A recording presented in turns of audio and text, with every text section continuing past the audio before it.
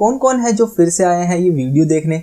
हाँ जी, अभी हमने हाल ही में ही एक वीडियो अपलोड करी थी अपने चैनल पर 5 cool but failed bikes in India, और उस पर आपने बहुत ही अच्छा रिस्पॉन्स दिया, जिसके मद्देनजर हमने एक दूसरा पार्ट निकाला है उस वीडियो का, जो कि काफी अमेजिंग होने वाला है। तो बिना किसी देरी के हम वीडियो स्टार्ट करते हैं। हाँ जी, ऐसी 5 बाइक्स जो कि इंडिया में वाकई में काबिल तारीफ थी, लेकिन वो फेल होकर रह गई। तो वीडियो को स्टार्ट करते हैं बिना किसी देरी के। लेकिन उससे पहले ऐसी ही अमेजिंग वीडियोस देखते रहने के लिए हमारे चैनल को सब्सक्राइब करें बेल आइकन के साथ। So welcome to auto fiction. Number 1, BMW F650 Funduro. आज से 20 साल पहले 2 स्ट्रोक बाइक का जमाना था इंडिया के अंदर। हाँ जी, इंडियन रोड्स पर उस समय सिर्फ 2 स्ट्रोक बाइक्स ही किंग होती थी, लाइक यामाहा की 2 स्ट्रोक बाइक्स यामाहा RX100 और Yamaha RD350, Kawasaki Bajaj RTZ और हीरो होंडा CD100।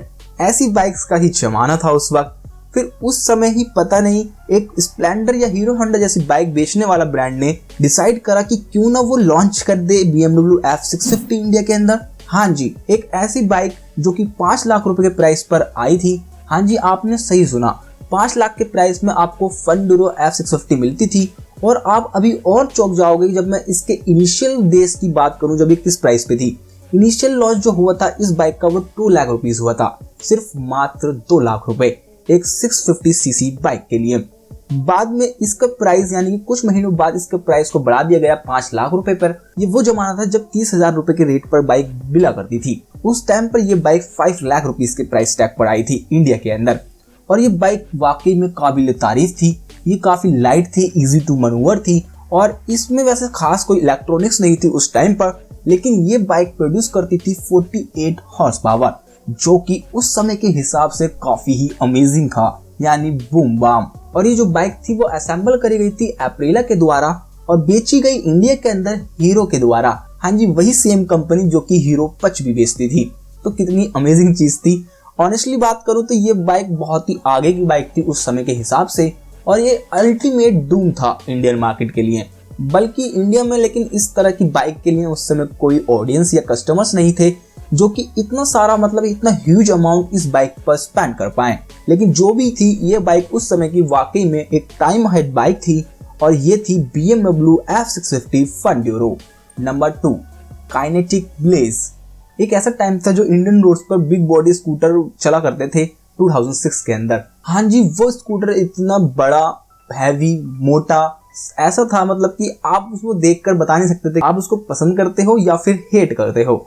हाँ जी, ये था काइनेटिक ब्लेज 165cc का स्कूटर इन इंडियन मार्केट, वो भी 2000 एरा के टाइम का। और ये इजीली कम्पीट कर सकता था उस समय की मोस्ट ऑफ दी मोटरसाइकिल से। हाँ जी, ये काइनेटिक और होंडा के टाई अप में ही आया था, लेकिन दुर्भाग्यवश से काइनेटिक आज के टाइम पर आपको इंडियन मार्केट में नहीं दिखती है। वो फेल हो गई वो चीज अपनी रेपुटेशन बनाए रखने में। लेकिन अगर हम देखें दूसरी तरफ तो होंडा आज अपनी एक्टिवा को धूमधाम से मार्केट में बेच रहा है। और ये वही टाइम था जहां इटली जैसी कंट्री में बहुत सारी स्कूटर कंपनीज बस्ट कर रही थी, और काइनेटिक भी उसमें से एक थी जिन्होंने उनका हाथ पकड़ा। आप अगर स्कूटर की समझ रखते हैं तो आपने एक यूनिक सा स्कूटर जरूर देखा होगा जिसका नाम है ड्रैगस्टर। हाँ जी, ड्रैगस्टर जैसे स्कूटर बनाने वाली कंपनी इटालजेट, उस कंपनी का सहारा लिया काइनेटिक ने अपना ये ब्लेज बनाने के लिए। उन्होंने उनकी इटालजेट जुपिटर की बॉडी यूज करी, और उनके पास एक इंजन था GF170 जो कि कोरियन कंपनी का इंजन था, जो कि काफी एडवांस था, जो कि इंडिया का फर्स्ट 4 वाल्व इंजन था इंडिया के अंदर। बाकी उसकी बात हम किसी और वीडियो में करेंगे। अगर आप चाहते हो कि हम काइनेटिक की एक अलग से वीडियो बनाएं उनकी बाइक्स की, तो मुझे कमेंट में जरूर बताना। बाकी हम बात कर रहे हैं इस ब्लेज के बारे में कि ये ब्लेज का जो जन्म हुआ वो इटालजेट जुपिटर की बॉडी लेकर और काइनेटिक का एक GF170 का इंजन लेकर हुआ, जो कि ये मैसिव स्कूटर बना। और इस तरह ये 2006 में लॉन्च हुआ इंडिया के अंदर, और ये उस समय बहुत ही आगे की चीज थी।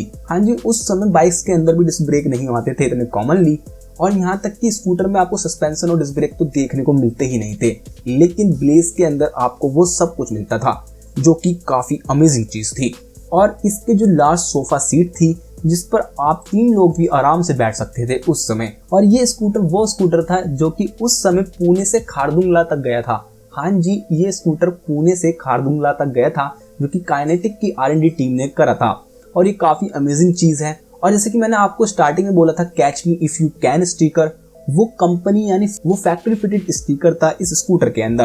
काफी अमेजिंग चीज है ना ना तो आज के जमाने में आप जज करोगे उससे मैच्योरिटी लेवल एक बंदे का, लेकिन ये उस समय कंपनी की तरफ से ही आता था इस बाइक के अंदर। लेकिन जो ये फेल हुआ वो हुआ इसके हैफ्टी प्राइस टैग की वजह से और पुअर आफ्टर सेल सर्विस की वजह से। लेकिन जो भी था ये अपने टाइम का एक बेस्ट स्कूटर था और उस जमाने में इसकी जो बिल्डअप थी वो सिर्फ काइनेटिक ने ही करा, बाकी इसको 2 साल के अंदर ही प्रोडक्शन बंद कर दी गई काइनेटिक की तरफ से। और जो इसकी हाइप बनी थी इतनी सारी, वो फेल होकर रह गई और सारी धूल मिट्टी में मिल गई और सच में ब्लेज को पकड़ लिया गया। Number 3, Honda CBF stunner. हाँ जी, इसका नाम आपने काफी सुना होगा, मे बी आप इसे जानते भी होंगे, पर ये एक अमेजिंग बाइक थी जो कि फेल हो गई इंडियन मार्केट के अंदर। स्टनर लॉन्च हुई थी 2008 के अंदर और ये अपने सेगमेंट यानी कम्यूटर सेगमेंट में काफी अच्छी स्पोर्टी स्लीक बाइक थी उस टाइम के हिसाब से। इसका सेमी फेयरिंग डिजाइन इसको काफी स्पोर्टी लुक देता था उस टाइम के हिसाब से। और लेकिन इसके अंदर जो कमी थी वो थी इसकी परफॉर्मेंस। हाँ, ये थोड़ा लैग करती थी अपनी परफॉर्मेंस में, क्योंकि इसमें आपको सिर्फ 125 सीसी का इंजन मिलता था, जिसकी वजह से ज्यादातर स्पोर्ट बाइक एंथुसियास्ट से एक्साइट नहीं हो पाए। पर ओवरऑल डिजाइन इसका एकदम अमेजिंग था। तो इस होंडा CBF स्टनर के साथ एक्चुअली हुआ क्या इंडियन मार्केट के अंदर, क्योंकि अगर आप भी सोचें कि कोई भी बंदा जो एक 125 सीसी बाइक खरीदेगा उसकी मेनली लुकिंग होगी एफिशिएंसी की तरफ, हाँ जी, माइलेज की तरफ। जो बंदा एक स्पोर्टियर बाइक चाहेगा वो चाहेगा उससे परफॉर्मेंस, जहां स्टनर दोनों ही मामलों में खोई हुई दिखती थी। हाँ जी, ये दोनों ही कस्टमर्स की डील को पूरा नहीं करती थी, ये कहीं बीच में थी, जहां एक बंदा जो कि 125 सीसी बाइक चाहता है जो कि स्पोर्टी लुक के साथ, और उस समय तक ये इस तरह की मार्केट इंडिया में नहीं हो पाई थी। अभी हाल में बात करें तो इंडिया की मार्केट ज्यादा स्पोर्टी ओरिएंटेड हो चुकी है और ये Honda CBF stunner 11 horse power की पावर रिलीज करती थी, जो कि स्पोर्ट्स सेगमेंट के लिए थोड़ी कम ही थी। और बाकी इसकी दूसरी साइड ये कि इसकी एफिशिएंसी भी इतनी अच्छी नहीं थी। हाँ जी, इसकी हैवी होने की वजह से जो कि इसकी फेयरिंग थी उसकी वजह से इसकी एफिशिएंसी भी डिक्रीज हो चुकी थी, तो ये इतनी एक्सपेंसिव थी, तो ये इतनी अच्छी डील निकल कर नहीं आती थी उस समय। बाकी ये काफी अमेजिंग बाइक है, इस पर मैंने एक अलग से वीडियो बना रखी है जो कि आप right hand side I button में जाकर देख सकते हो और उसका लिंक आपको मैं डिस्क्रिप्शन में भी दे दूंगा। बाकी थोड़ी एक्सपेंसिव भी थी उस टाइम के हिसाब से, क्योंकि इसकी प्राइस थी उस समय 60,000 के आसपास, जो कि कस्टमर्स को थोड़ा लगा कि हाँ ये एक्सपेंसिव है, और इन सब फैक्टर की वजह से होंडा को इस बाइक को डिसकंटिन्यू करना पड़ा। Number 4, Bajaj Pulsar 135 LS। हाँ जी, एक अनोखी स्मॉलेस्ट मिनी पल्सर। बजाज ने ट्राई करा एक मिनी पल्सर लॉन्च करके।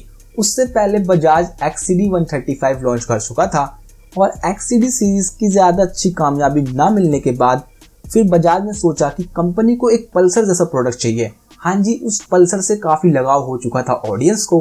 XCD को थोड़ा शार्पी एजी स्पोर्टियर बनाकर एक बाइक लॉन्च कर दी, पल्सर 135 LS, जो कि मिनी पल्सर थी उस समय की। और ये बाइक वाकई में काफी अच्छी थी, क्योंकि जितनी अच्छी ये पेपर में दिखती थी, क्योंकि इसमें आपको 4 वाल्व इंजन मिलता था 135 सीसी का, जो 13 हॉर्स पावर रिलीज करता था, इजीली कॉम्पीट कर सकती थी अपने 150 सीसी सिबलिंग से। बजाज का पल्सर नेम टैग आपको पता ही है कि परफॉर्मेंस के लिए जाना जाता है, और इसके अंदर वो सच में परफॉर्मेंस मिलती भी थी, क्योंकि ये 13 हॉर्स पावर रिलीज करती थी और ये अपने सेगमेंट के 150 सीसी बाइक से भी कॉम्पीट कर सकती थी। लेकिन इतनी अच्छी बाइक होने के बाद ये फेल क्यों हो गई, ये कंपनी ने डिसकंटिन्यू क्यों कर दी?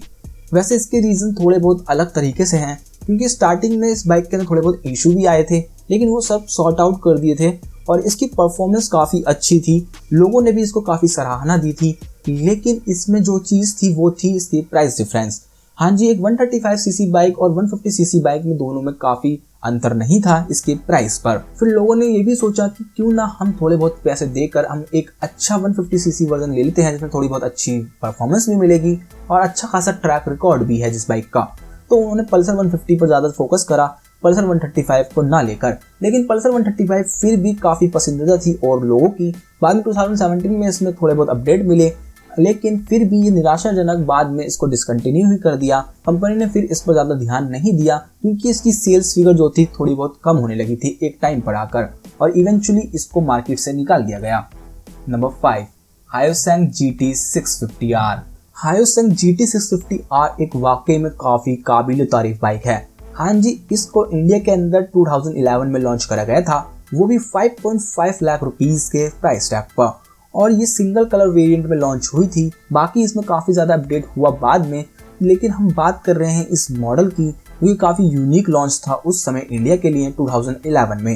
अगर हम बात करें स्पेसिफिकेशन की, तो इसमें आपको 650 सीसी का इंजन मिलता था, जो कि 4 स्ट्रोक इंजन था 8 valve 90 degree V twin cylinder के साथ। हाँ जी, इसमें वी ट्विन सिलेंडर मिलता था जिससे ये पावर रिलीज करता था 72.68 bhp की, साथ में 60.9 Nm की टॉर्क, जो कि काफी अमेजिंग थी।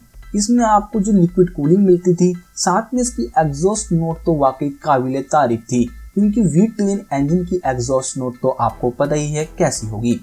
बाकी इसकी रफली माइलेज थी 20 किलोमीटर पर लीटर की हाईवेज पर। बाकी ये सिटीज के अंदर और भी बद से बदतर हो सकती थी, और ये 0 से 100 किलोमीटर की स्पीड 8 सेकंड से कम में अचीव कर लेती थी, और इसकी टॉप स्पीड थी 210 किलोमीटर पर आवर की। GT650R को काफी एग्रेसिवली प्राइस करा गया था मार्केट के अंदर, क्योंकि कावासाकी निंजा 650R की कंपटीशन में आई थी इंडियन मार्केट के अंदर।